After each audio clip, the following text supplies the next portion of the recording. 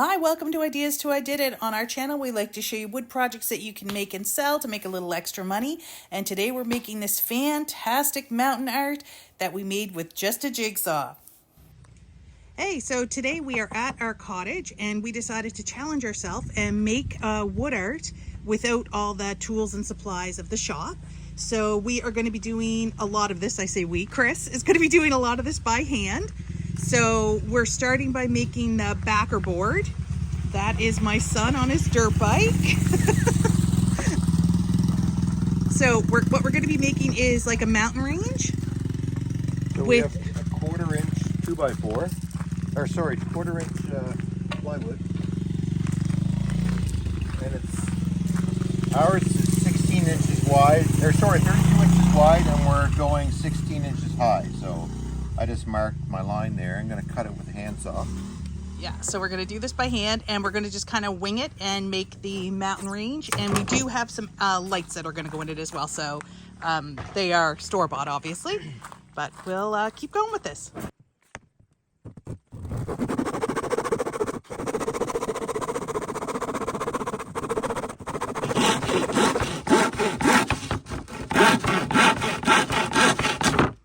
All right. So, step one is complete. You did a good straight line with that, huh? Not bad. Not bad at all. Okay, so this is going to be the backing, which is going to be the size of our art. Okay, so to start, we're building the back mountain first. Yep. And we use, this was, what is this, wall Cladding, tongue and groove stuff that we have at the cottage that's on our walls. It's quite thin. And we're just putting some of them together and drawing the first angle for the largest of the mountains. Mm-hmm. And we're going to cut that angle and then put it on, and then we'll show you.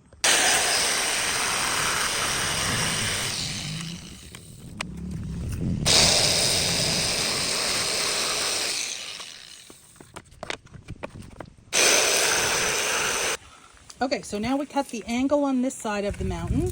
And so now we're just marking off the square portion of the backing to trim off the remainder. And we'll do that. All right, so now we've assembled our mountain out of 5 pieces, our peak, I guess. And we're going to leave about a 1/4 inch or so, maybe a little more on the edges for the frame, for the backing to sit into the frame when we make it.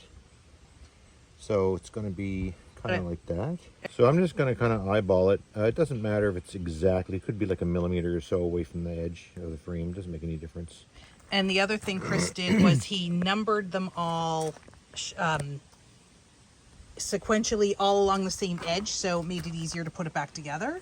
So I'm just going to trace out the peak here so that we can put it back in the same spot later. Oops. That didn't work. And we're going to play around with stain to give more dimension to these mountains as well when we're all done. So there, it's going to go something like that. And this will just help keep us organized as we're building the other layers. So far, this has been really fun. So there's our peak. Ta-da! Perfect. So this is, we'll now go on to the second largest one, the other one that's in the back. Yeah.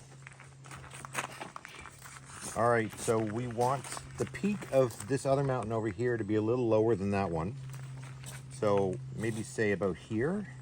And because we don't have any angle measuring tools, I'm basically going to line it up with this angle of this one and try to transpose it as best I can over here like an idiot. No, that's good. It's good to be able to do stuff different That looks ways. about right. Yeah. These are by no means absolutely perfect, but it's going to look great. It is going to look great. And what were you saying, hon, about the importance of to keep the look really clean, which is what we're going for? Oh, the angles have to be the same. Yeah. So all the angles that are going, say, top to bottom, left to right, like that, all those angles should be the same for the different mountains. And if you go the other way, whatever angle you have that on should all be the same for that same orientation. Because our goal is to get a nice, really clean look to this. Okay, so again, he's got all the pieces of our tongue and groove cladding put together. And now he is just marking the angles of where he's going to cut. And then we'll cut those out and we'll have the second one. Okay, so basically want to come in 1/4 of an inch roughly from this edge right here, which could be, it doesn't matter if it's a little bit more. And then line it up with our existing peak up here from the other piece of wood. And draw some lines.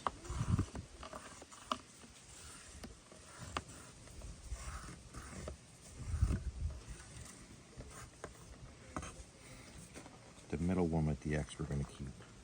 Yeah, he used another piece. But this is real. This is how people really work. So it's great. And we're trying to show that you can make these things with very little tools. So now that's 1, 2, 3, and that's going to be 4. We'll sand all that off. So Yeah. Perfect. Okay, so he'll get to cutting on the world's oldest jigsaw. Okay, so we're now going to cut them all at once, just with the tongue and grooves together.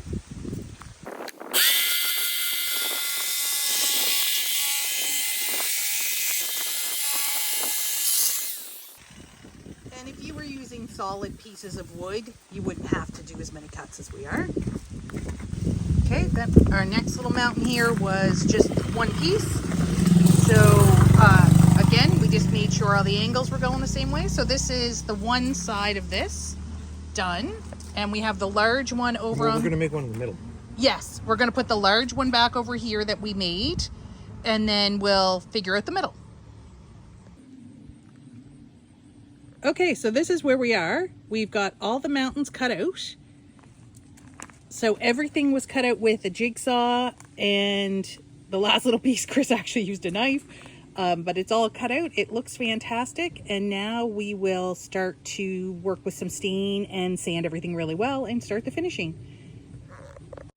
So for the stain colors, I went with a golden oak, weathered oak, natural, and a dark walnut, and you can just do the colors any way you really want. I was just trying to create some dimension within the mountains, so you could pick whatever colors you like, and let us know if this is something you would like to see a plan for.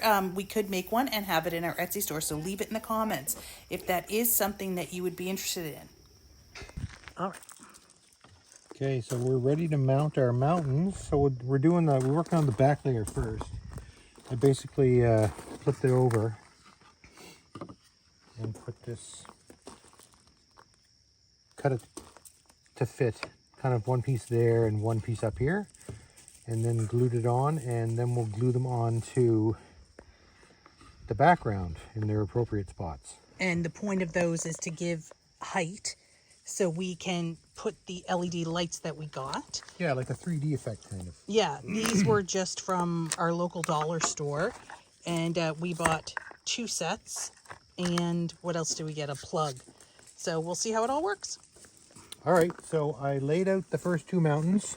Show the back of them too with the things. There's their supports, and that's what lifts them off of the background so that you can put the lights underneath and the lights will shine from behind. Okay.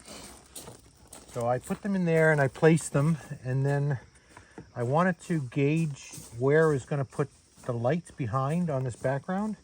So I want to be in probably an inch or so back from the edge of the mountain. So I just put tape along the edge. So now I've got my tape.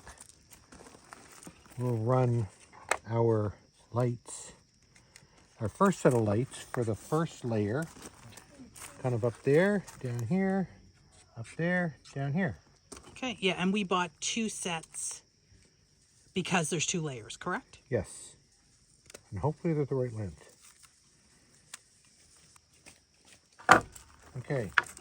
So because our lights are too short to go all the way from here, up, down, we don't need that length anyway, that much length, because this second layer is going to be covering this whole section right here. So we're going to start our lights here, where you can actually see them, and I'm going to put a piece of tape there so I know where to start them. Yeah, so that'll make a difference. Make more sense if I actually put the tape on here. Yeah. And so that'll give us enough. Okay. So that should be okay, yeah. All right, so we'll get to sticking them down. So we made a frame for this using our 2x4 framing method. We have a separate video on how to do that, so I'll link it below. Go check that out if you want to make this frame. And this project turned out better than we ever could have dreamed. It was so fun to make. It was fun to challenge ourselves to do it. The lights are incredible, but even when it's not lit, it is beautiful. We are so pleased with this. It was so fun. I really, really hope you guys make this. And if you have any questions or comments, leave them below. And if you like this video, please leave us a like and consider subscribing. And thanks so much for watching, and we hope you have a fantastic day.